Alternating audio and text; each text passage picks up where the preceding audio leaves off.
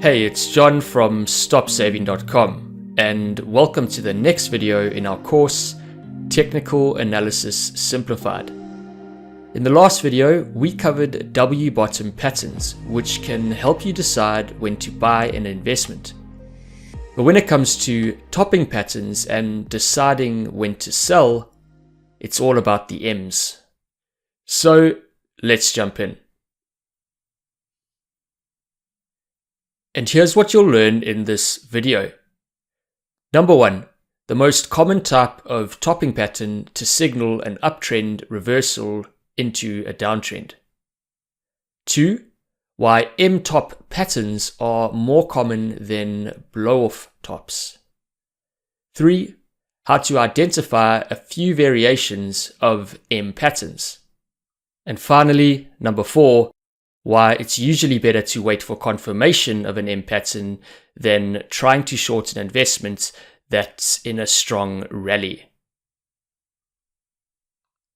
Let's now explain the theory behind M patterns. You see, M tops are more common than blow-off tops because of the buy the dip mentality. That is to say, investors tend to buy after the first top, thinking they're getting in at a bargain. And then the price moves higher again, but this time investors get complacent, thinking the price will keep trending higher and higher. But instead, a second top is formed. And because of this complacency, it can take longer for M tops to form than W bottoms. That complacency can often take a lot longer to dissipate than the fear at the bottom. M tops can also be harder to identify than W bottoms, especially in assets that trend higher over time. And for this reason, I'm personally not such a big fan of going short. But each trader is different, and you've got to find what works best for you. Now, in some cases, M tops are super clean and easy to spot. Here's a chart of the US 20-year Treasury yield that's ticker US20Y on TradingView, and we're using the one-day chart here.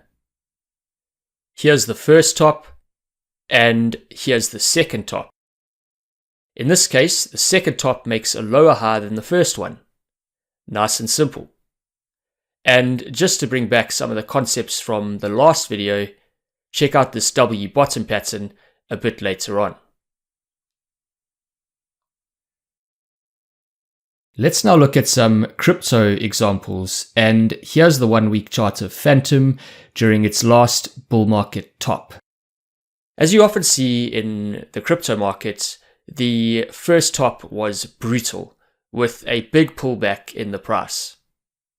But then came the dip buyers who pushed the price back up.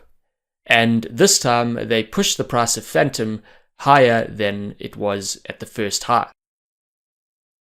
See, with M tops, the second top can be higher than the first, and in a later video, we'll use indicators like Bollinger Bands and the Relative Strength Index to help you understand why that is. As with the W patterns we covered in the last video, you can find M patterns within M patterns by zooming into lower term timeframes. So here's the gold 1-week chart, and here's an M top on that chart. But if we now zoom into the 1-day chart over the same period, we can see the same M top. And within that first top, there's a smaller M pattern here. Remember those descending triangle patterns we covered a couple of videos back? Well, here's a massive descending triangle on Ripple's XRP token on the 1-week chart. And for each high in that triangle, there was an M top pattern. 1, 2, and 3. This would have given investors a few chances to sell the highs.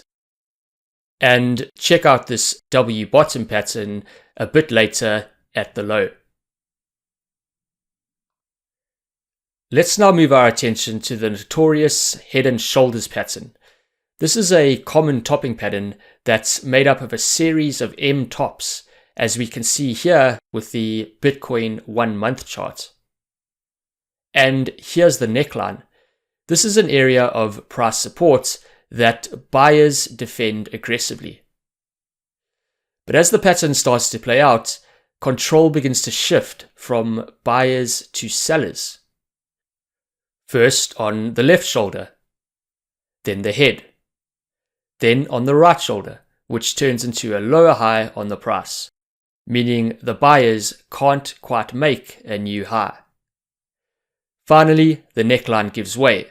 Buyers no longer have the strength to defend it because they've already used up too much effort trying to keep the price above it. Now, as I mentioned earlier in this video, tops in the price can often take a very long time to form. That's because investors get complacent when things are going well. And here's a great example of this with a massive head and shoulders pattern that took place with Tesla stock on the 1 month chart.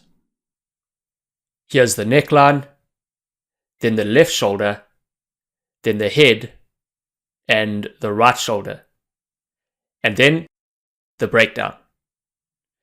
This head and shoulders pattern took about 2 years to play out.